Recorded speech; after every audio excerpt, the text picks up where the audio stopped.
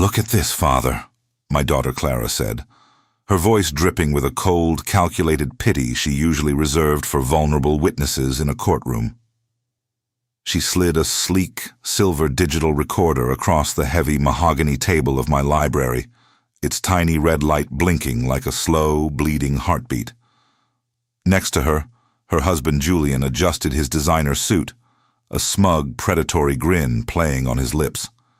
They sat in my sanctuary, the grand library of the Vance estate, looking at me as if I were already a ghost.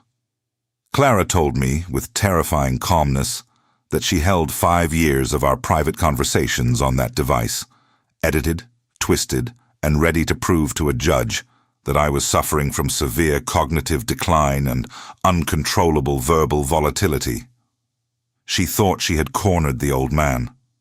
She thought she was about to inherit my multi-million-dollar land and everything I built. But I did not flinch. My hand remained steady on my teacup. In my 40 years as a master structural investigator and self-made architect, I have stared down failing foundations, buckling steel beams, and deep fissures in concrete that threatened to bring skyscrapers crashing down. My job was never just about building, it was about diagnosing the hidden rot before the collapse. I spent my life looking at the microscopic fractures that others ignored, knowing that even the grandest structure can be brought to its knees by a single, unaddressed flaw. Looking across the table at my own daughter, I realized I had seen the cracks in her foundation a very long time ago. I had watched her greed slowly erode her empathy, turning her into a stranger who wore my daughter's face. Julian leaned forward, his voice a soft, venomous purr as he told me it was time to sign over the estate trustee rights before they had to make things difficult for me. They believed they were the apex predators, 2 wolves draped in expensive silk, ready to tear apart an aging lion. Clara began to list the dates and times of my supposed outbursts, reading from a typed legal brief. She spoke of my forgetfulness, my confusion, and my anger, all captured in the intimate safety of our family home. They truly believed they had spent 5 years pulling off the perfect, silent heist under my very nose. They did not know a structural investigator never stops analyzing his environment. They did not know that 5 years ago, my professional instincts had led me to discover the tiny, sophisticated listening devices they had tucked away behind the antique books. Instead of confronting them, I had chosen to watch, to measure, and to plan. I had fed them exactly what they wanted to hear, orchestrating private conversations filled with manufactured confusion, while secretly running my own counter-investigation. For 5 years, while they recorded my staged decline, my own hidden microphones were capturing every single one of their cold, malicious plots. As Clara continued her rehearsed speech, I looked at the ticking grandfather clock in the corner. The trap was set, the foundation was rigged, and the countdown to their complete undoing had begun. But to understand how we arrived at this moment of ultimate betrayal, we must go back to the very beginning, to the day the first crack appeared in my family's foundation. Grief is a heavy, suffocating blanket, but betrayal is a cold blade that slips between your ribs when you least expect it. 5 years ago, my world collapsed when my beloved Martha passed away, leaving me completely alone in this cavernous estate. Her absence was a physical ache, a silent void that echoed in every hallway and made the grand house feel like a tomb. In my profound sorrow, I was vulnerable, and that was exactly what my daughter Clara had been waiting for. Suddenly, the daughter who had barely called me once a month was knocking on my door 3 times a week. She arrived with warm containers of soup, gentle touches on my shoulder, and a sweet, comforting voice that felt almost too perfect, like a well-rehearsed performance designed to soothe a dying man. I wanted so badly to believe her sudden affection was real, to believe that my tragedy had finally brought us closer together. But a lifetime spent investigating structural failures taught me to never ignore the subtle shifts in a foundation. Even in my deepest mourning, my professional instincts did not sleep. I began to notice small, inconsistent fractures in Clara's behavior that did not align with genuine grief. Whenever she sat across from me in my study, she would carefully place her smartphone face down on the edge of my mahogany desk, always in the exact same spot, angled directly toward me. She also began wearing a peculiar, high-end silver lapel pin, shaped like an abstract leaf. It was a beautiful piece, but it was slightly too thick, and it did not match her usual preference for delicate, minimalist jewelry. One afternoon, when she leaned in to hug me goodbye, my hand brushed against that pin, and I felt a faint, unnatural warmth radiating from the metal. It was the heat of a running microchip. The moment her car cleared the iron gates of the estate, I went down to my basement workshop. I bypassed my architectural drafting tables and reached for a dusty, heavy leather case containing my old professional sweeping equipment, high-frequency radio scanners, and thermal imaging devices I once used to locate hidden structural stress points and conceal digital wiring in corporate buildings. Returning to my study, I turned on the receiver and put on the headphones. The static hummed in my ears, a steady, low drone that suddenly spiked into a sharp, frantic squeal as I approached the corner of the room. I followed the signal, my heart hammering against my ribs, until the detector pointed directly at Martha's vintage grandfather clock. This clock was Martha's pride and joy. A beautiful hand-carved mahogany piece that had kept the steady, comforting rhythm of our marriage for 40 years. With trembling fingers, I opened the glass casing and looked past the swinging brass pendulum. There, adhered to the dark wood paneling behind the delicate gears, was a tiny, black, rectangular device. It was a highly sophisticated military-grade Wi-Fi microphone, drawing power directly from the clock's internal battery system. I took a deep breath, fighting down the sudden wave of nausea that threatened to overwhelm me. My own daughter had desecrated her mother's memory to plant a wire in my sanctuary. I did not touch the device. Instead, I sat at my desk, booted up my secure laptop, and intercepted the outgoing data packets from my home network. It took me less than 20 minutes to trace the destination IP address. The data stream led directly to a secure private server registered under the name of Clara's law firm, specifically to her personal account. The realization of her absolute betrayal cut deeper than any physical wound. My own flesh and blood was listening to my grief, waiting to use my tears to declare me unfit and steal my legacy. But as I sat in the dim light of my study, the sorrow evaporated, replaced by a cold, tactical resolve. They wanted to record a broken old man, and I was going to give them the performance of a lifetime. My first instinct was to tear that black plastic parasite out of my wife's grandfather clock. But anger is a poor architect. It leaves you blind to your opponent's weak points. Instead, I left the wire and called Arthur Pendleton, a retired federal prosecutor. We met at the public lake, far from any hidden microphones. As we watched the water, I told him about Clara's betrayal. Arthur did not look surprised. He simply nodded, his eyes hardening with clinical focus.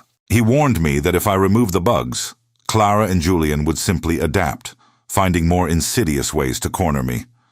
He said we had to let them believe they were winning, feeding them a carefully constructed reality while we dug into their true motives. That afternoon, the grand chess match began. I became an actor in my own home, treating the air around me as a stage. Whenever I was near the grandfather clock or the brass lamp in the study where I found a second transmitter, I adjusted my voice. I allowed my speech to drag slightly, letting long pauses hang in the air as if I were searching for a lost thought. I would deliberately misplace my reading glasses and mutter to myself in a tone of scripted frustration. Sometimes I would recite complex, obsolete architectural formulas from my early career, mixing them up on purpose to make it sound as though my memories were collapsing into a chaotic, tangled mess of the past. It was agonizing to pretend to be weak, but I swallowed my pride. Every mumbled word and simulated lapse was a brick in the trap I was building for them. While I fed their microphones a steady diet of manufactured decline, I launched a silent, exhaustive investigation into their lives. My decades of analyzing corporate blueprints had taught me how to read financial ledger sheets like a map of human greed. I began tracking the public filings, shell companies, and transaction records associated with Julian's commercial real estate firm. It did not take long to find the deep, structural fractures in his empire. Behind Julian's expensive suits lay a devastating paper trail of unpaid debts. He had over-leveraged his firm on a massive high-rise development that had been halted by zoning violations. To keep his business afloat, Julian had made the fatal mistake of borrowing tens of millions of dollars from highly aggressive, predatory offshore lenders based in the Cayman Islands. They were drowning, and the water was rising fast. Clara and Julian did not just want my inheritance to fund a luxury lifestyle, they absolutely needed it to survive the shocks. Specifically, they desperately needed the 500 acres of preserved forest land that wrapped around the Vance estate. To me, that land was a sacred promise, a sanctuary of ancient oaks that Martha and I had sworn never to develop.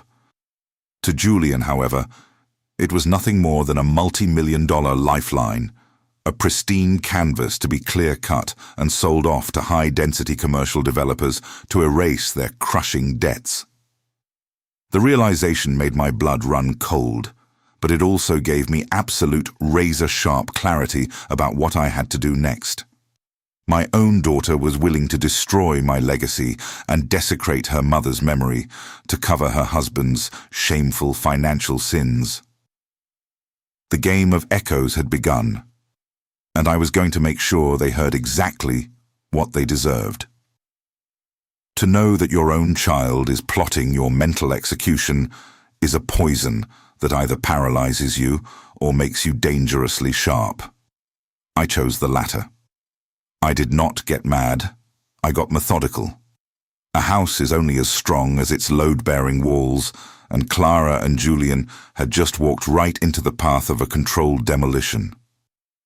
If they wanted to play the game of secret recordings, I would show them how a master investigator documents a crime scene. But unlike their illegal, invasive bugs, my countermeasure had to be flawless, completely legal, and entirely admissible in a court of law. The cold rain pattered steadily against the window pane, a rhythmic, relentless drumming that matched the steady beat of my own patience as I threaded ultra-thin fiber-optic cables through the vintage crown molding of the guest cottage. This cottage, situated near the eastern edge of the estate, was where Clara and Julian stayed whenever they visited.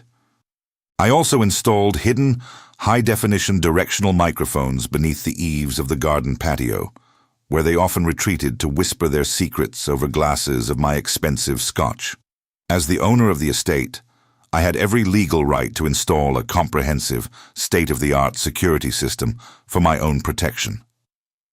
Every camera was positioned on my property, capturing the common areas where they believed they were entirely alone. For 3 long years, I lived a double life. I wore the mask of a fading patriarch, letting my shoulders slump a little more each day, while my secure server quietly gathered a mountain of pristine, high-definition evidence. I watched them through the lens of my hidden cameras, sitting on the patio, completely unaware that their every breath was being recorded in crystal-clear quality. The sheer malice of their conversations was enough to make a lesser man break. I watched Clara pour herself a glass of wine and laugh, a cold, mocking sound that echoed through my headphones. She told Julian how incredibly easy it was to manipulate the old man, joking about how my grief had turned my brain to mush. But the true horror emerged when they began discussing their editing process. I recorded Julian sitting at his laptop, showing Clara how he could splice my manufactured stumbles and engineered confusion into a seamless audio file that would convince any judge of my advanced dementia. Even worse was their plan for my endgame. They did not just want my land, they wanted me entirely erased. I listened in absolute, chilling silence as Clara outlined their strategy to secure a power of attorney. The moment the ink was dry, they planned to commit me to a cheap, isolated, and heavily medicated care facility in the state's northern reaches. They spoke of keeping me sedated, ensuring I would never be lucid enough to contest their actions or speak to a lawyer. To Clara, I was no longer a father. I was a financial hurdle to be locked away and forgotten. To Julian, I was a cash cow to be slaughtered to pay off his offshore debts.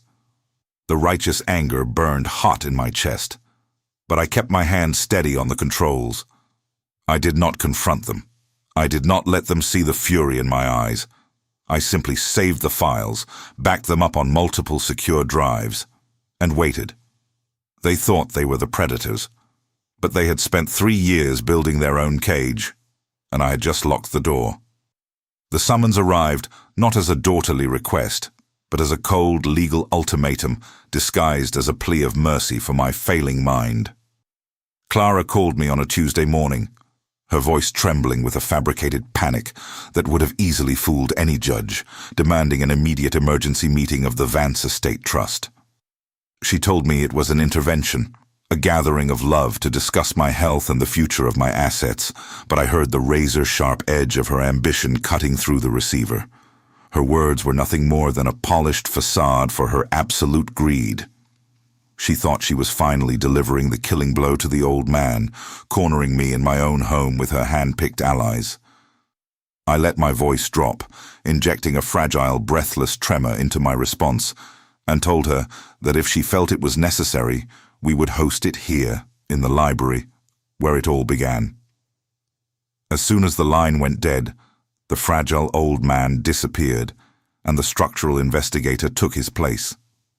I immediately called Arthur Pendleton, who had been quietly preparing our legal counter-offensive for months. He simply promised to be there with his briefcase ready. But I needed one more piece of structural reinforcement to ensure their collapse was absolute. I contacted Dr. Marcus Vance, a highly respected court-certified forensic audio examiner. I needed an independent expert who could dissect Clara's edited tapes in real time. Marcus arrived 3 hours early, slipping through the servants' entrance with his specialized digital analysis equipment, setting up his silent workstation in the small anteroom adjacent to the library, hidden behind the heavy velvet drapes. His software would project their audio fraud on a screen with scientific clarity. After a quick diagnostic check of my hidden feed, Marcus gave me a silent nod of reassurance. Outside, a relentless storm rolled over the valley, and the heavy rain began beating violently against the tall arched windows of the library, casting long, cold shadows across the mahogany floorboards.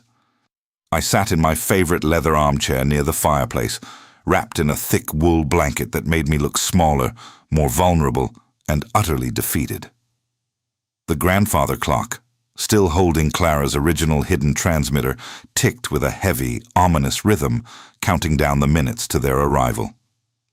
At exactly 4 o'clock, 2 sleek black SUVs arrived. Clara and Julian walked into my home like conquerors, flanked by a senior partner from Clara's law firm. They carried themselves with the smug arrogance of predators who believed the prey was already dead. Clara rushed to my side, her face twisted into a grotesque mask of filial concern as she pressed her cold hand against my forehead, asking if I had taken my medication.